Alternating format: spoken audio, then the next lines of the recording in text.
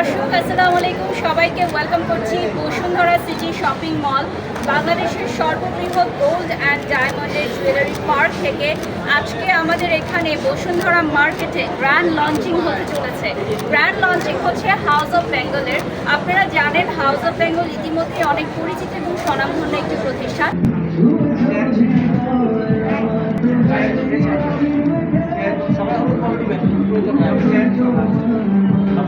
Action.